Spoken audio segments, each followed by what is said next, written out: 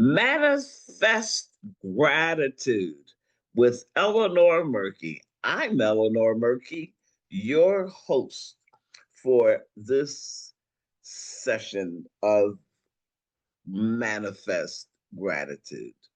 Today, I want to do something a little different. I will talk about manifesting gratitude and how we need it today more than ever.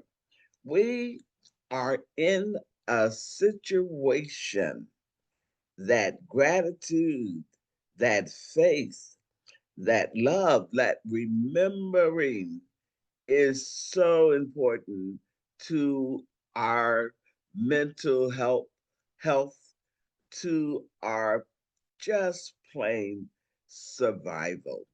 Right now, we see so many things, particularly African Americans and anybody of color in this country right now are feeling attacked. We see an effort to erase our history, to replace the gains that we have made, just trying to, if not eliminate, but sidetrack us, to take away, to ignore, to tear down. Like currently, as we use Facebook, as we use computers and our websites, all our governmental websites and other efforts to share information and to teach, we are being stripped from those sites. But we cannot be stripped from the history. You can burn the books, you can take down the websites, you can try to chisel away statues or remove statues. But what we have done, what we have accomplished cannot be erased. It has been tried and it has put a very definite point of destruction, or let's say halting, in our development. When I say our development, I'm talking about African Americans, the ex or former descendants of the former enslaved people on this land. I want to talk directly to those that are the descendants of the enslaved people on this land, and how we as a people have tried to and continue to build community, build our purpose, and leave a legacy everywhere that we've done it, in the Black Wall Street, in Rosewood, in so many communities all across this country. And just a little piece of information, as we drive down the interstates, where we have in this country in the mid 50s, 1954 and on, developed the interstate highway. As you go through driving down those highways, remember or know, if you did not know, those were where you see these highways, interstates, were thriving Black communities. That urban renewal for to put these highways in, to do other things, were just uprooted and taken apart. And we think about the era that we thought we had moved past, but the battle is still on with the current administration. But the point that I want to make today is this is not the first time, probably won't be the last time. There was always ways to constantly disrupt the progress of the African American, the descendants of the slaves. I'm going to be very specific with that.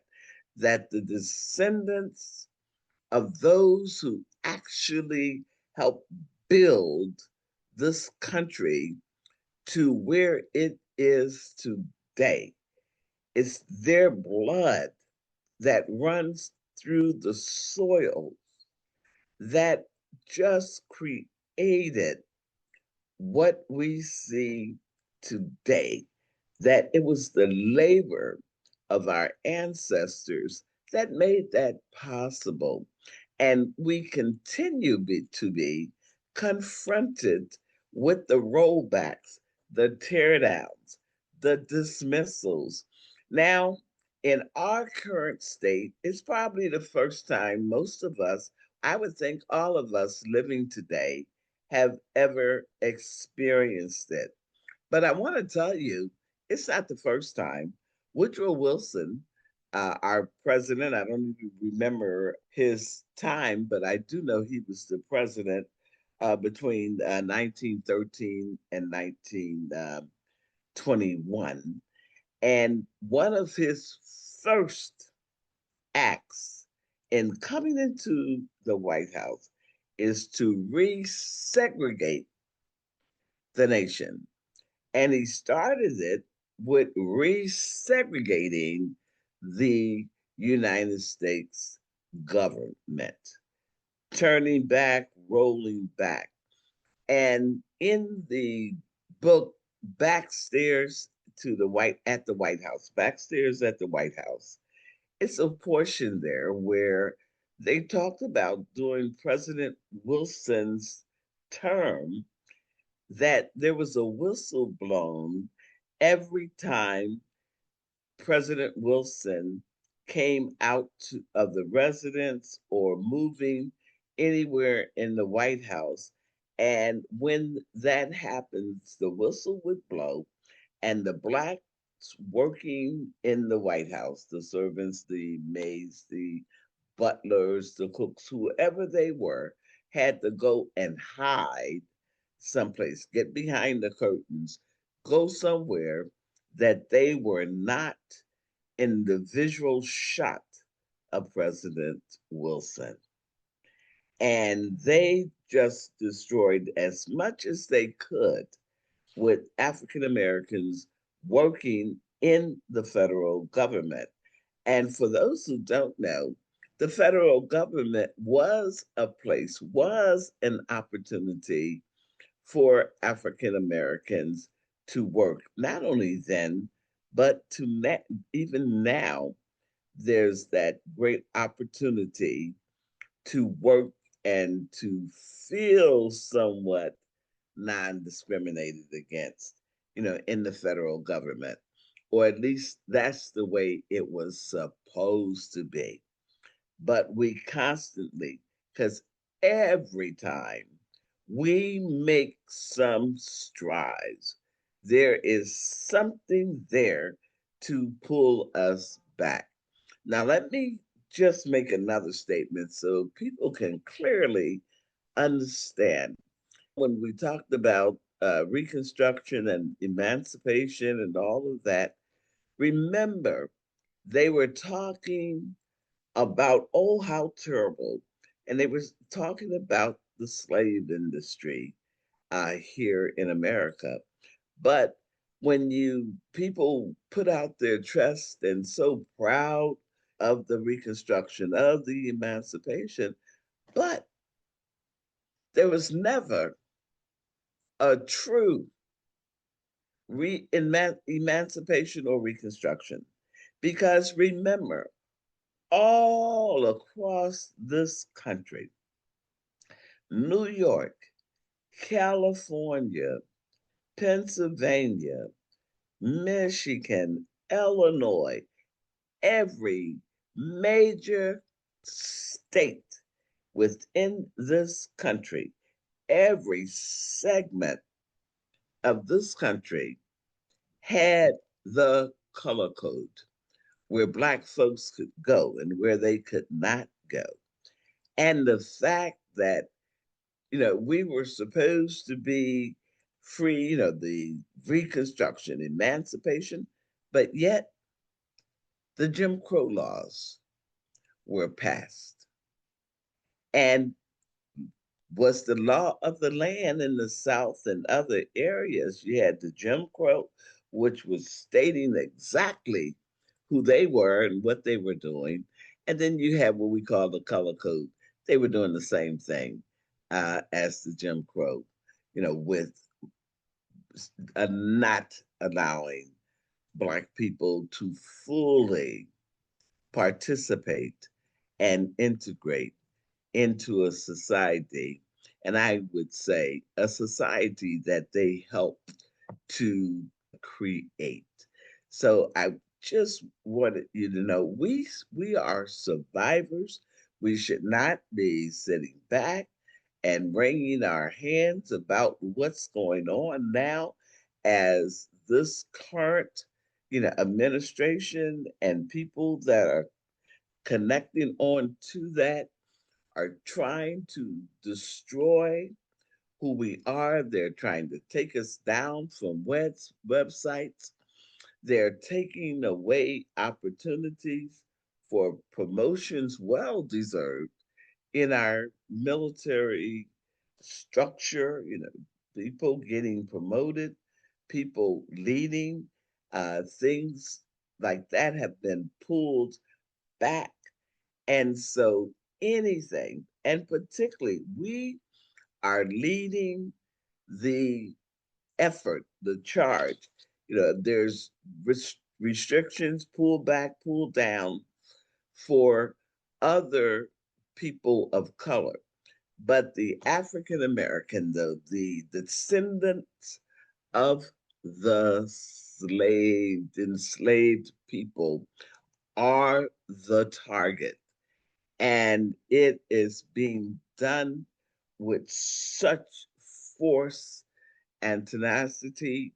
But I want us, whoever sees this podcast, to know that we have been here before, we have passed through it, we have fought back. And when you think about it, it really, they talked about emancipation, but we really had the opportunity in the 1965 Civil Rights Act, the work that went in, the opportunities for voting, to eliminate the whole bias and true segregation in the South and in the southern border states and other states across the Mason-Dixie line. There's other segregated activities that were taking place because a lot of people did not believe the stories that when Black people went to vote in the South, they had to be able to count the number of jelly beans, tell them how many jelly beans are in a jar, or to recite the Constitution. Just nonsense. And the people that were blocking their votes didn't know either, but it was there. And I'm just saying, we have been here, we have survived it. Whenever you want to go back and think about or look up the Wilson presidency and what was happening and what has been happening all the way through.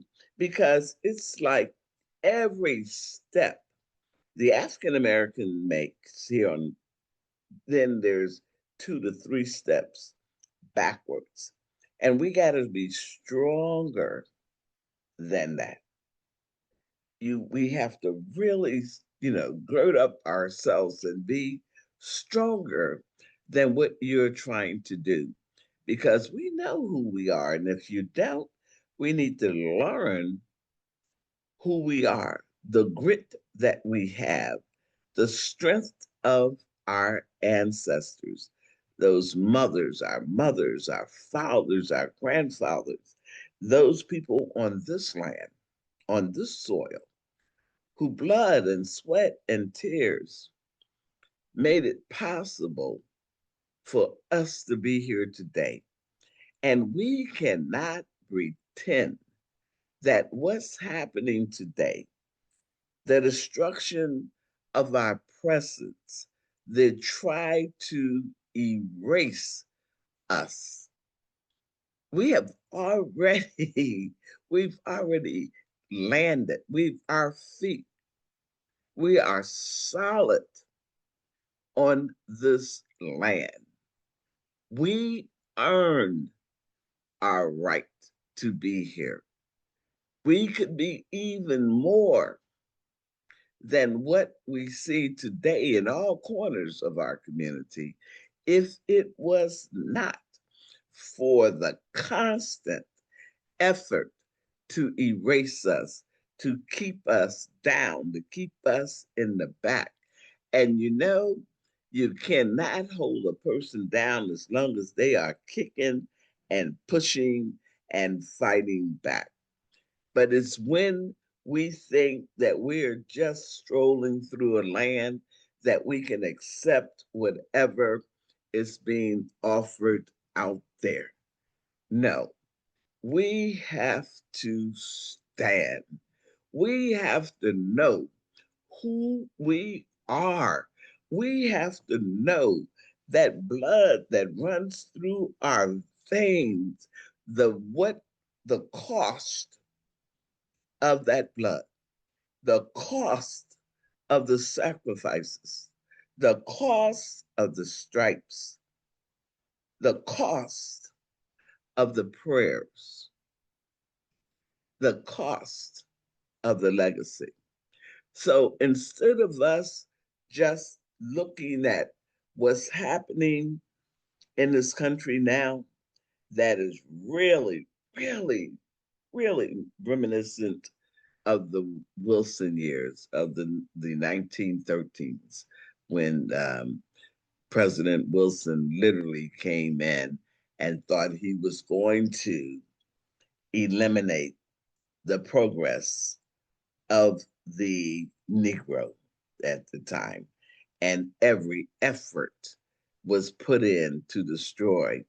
And if you go back and read, the lynchings and all of the destruction to try and destroy the African American person on this land. So, this whole thing that I'm doing right now, just sort of rambling through the history, it's important that you know it, that you go and search for yourself and see what we've been through and how we've come through, how we have to remember the truth of our being, who we are, so that when we see the efforts that are being made, when we see the Supreme Court rolling back and eliminating, but that doesn't mean that we roll back with it. That doesn't mean that we forget the truths of our being, who we are, where we came from, the blood that moves through our veins, the cloud of witness. Like I say, the fathers of our fathers and the mothers of our mothers who've been through this path, who made it through, who made it over. And now they are our witnesses. So take time to remember that, to try and hear their call, try to hear the prayers that they are saying for us as well.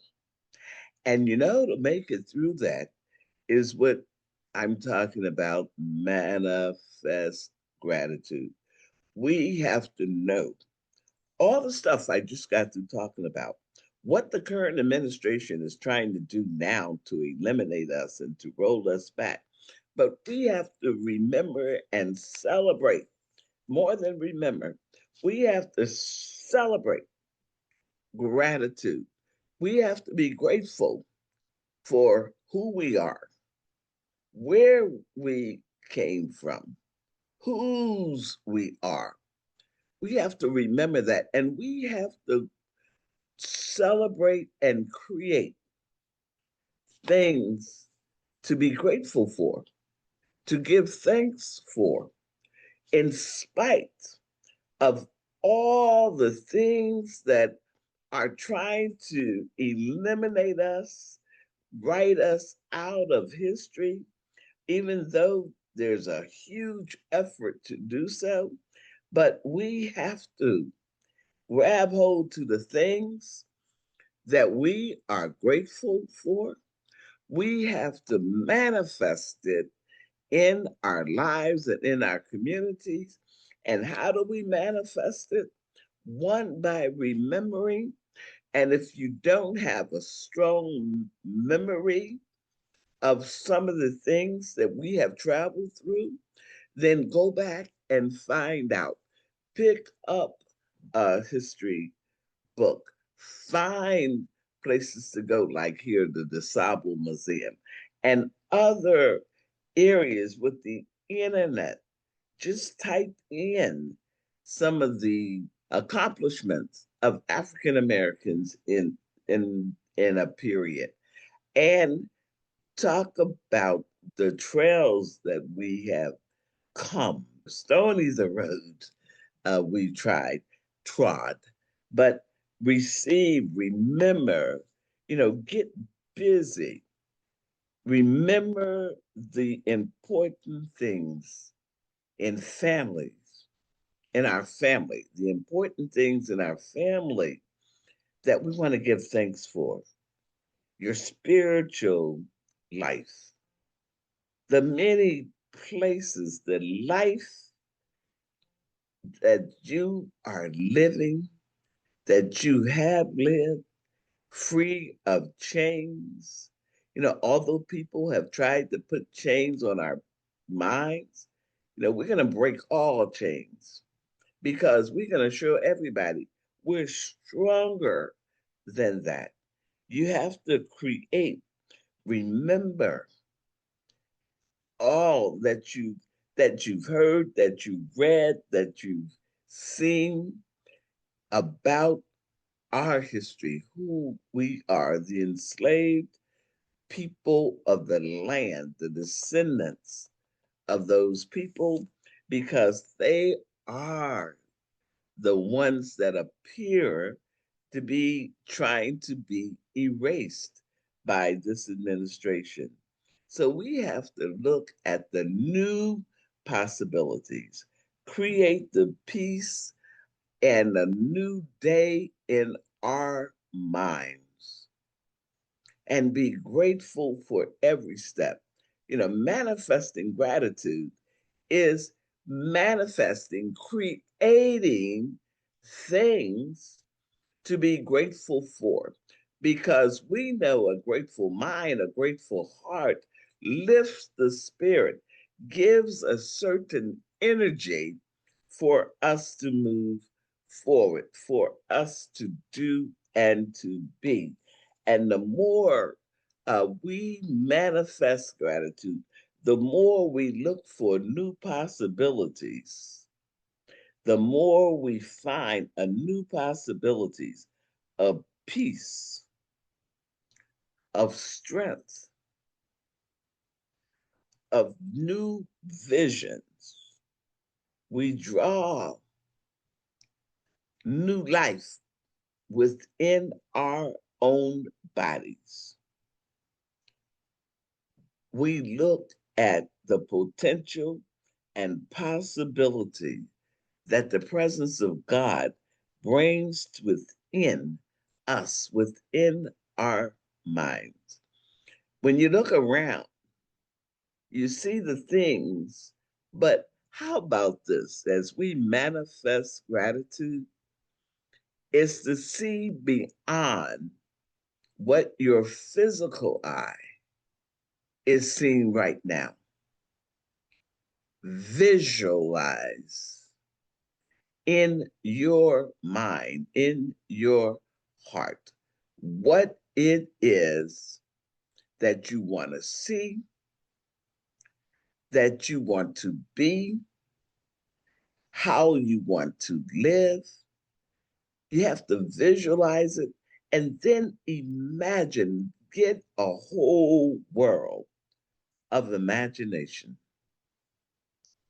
and begin to imagine what it would be like. How would I live in this imaginary world? And when you work it and you appreciate it and you give thanks, you are manifesting every day.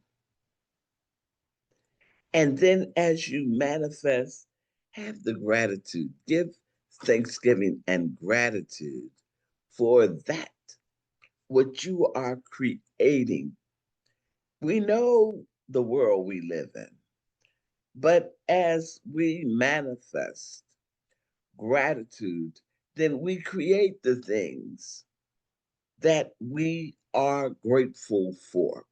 We have to rebuild our worlds. We have to rebuild our lives that will create the world that we want to live in spite of what's happening, in spite of all the rollbacks that we are confronted or facing, we need to halt.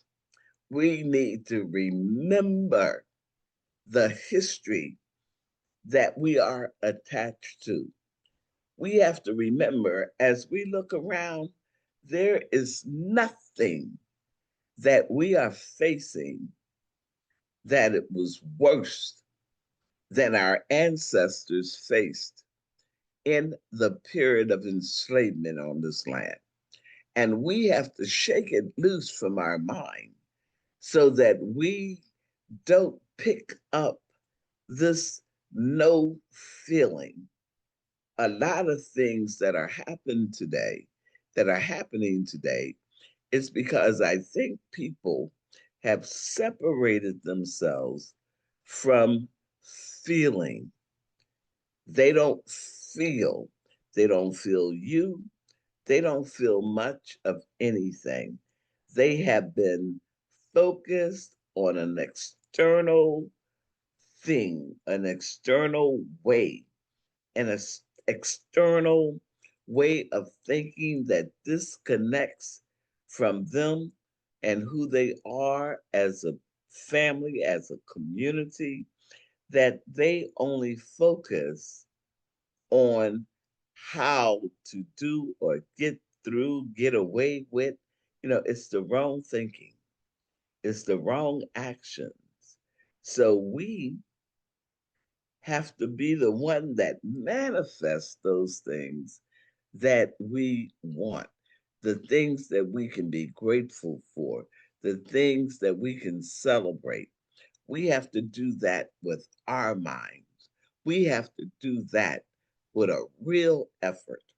So when I'm talking about manifest gratitude, it's your creation.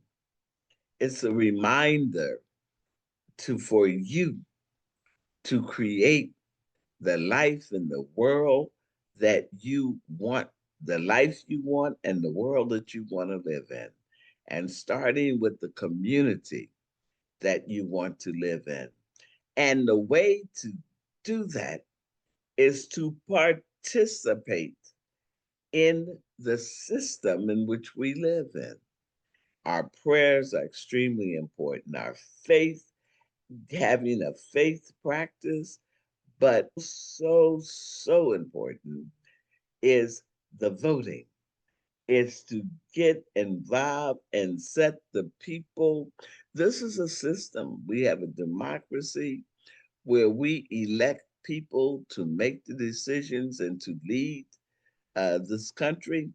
So if we sit back, stand back, as some people say, this is the man's world, and I'm just traveling through. No, live through.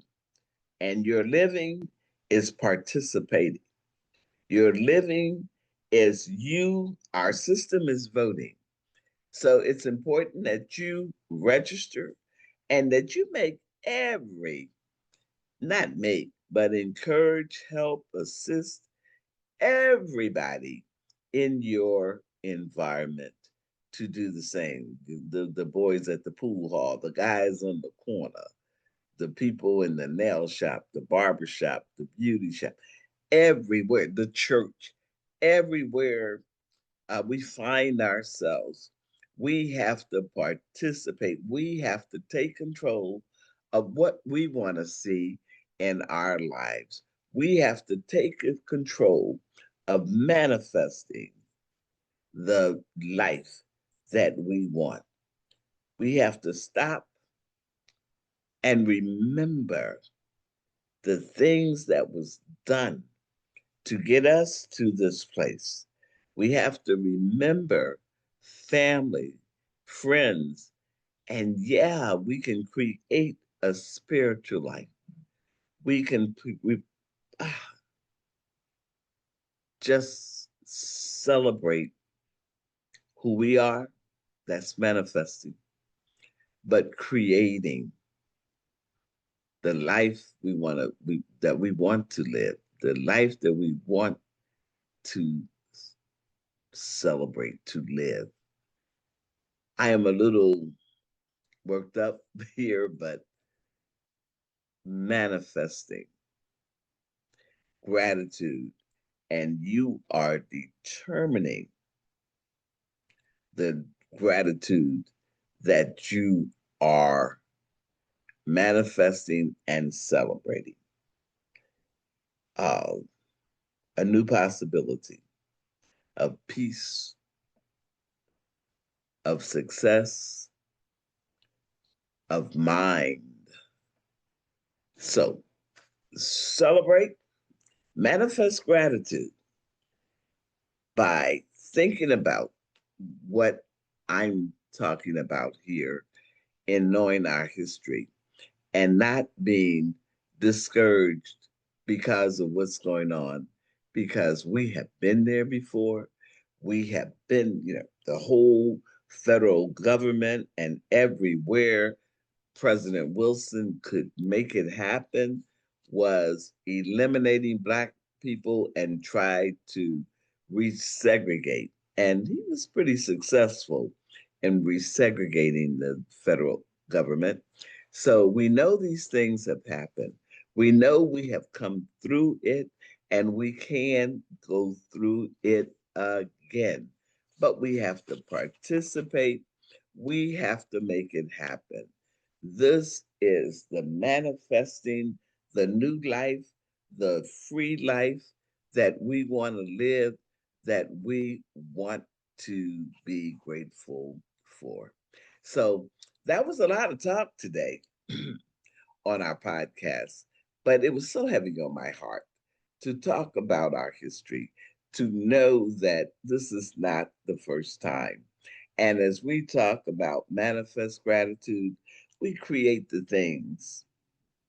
That's what we're talking about when we're manifesting, and then the gratitude that we have for it, because gratitude is the seed that grows all possibility.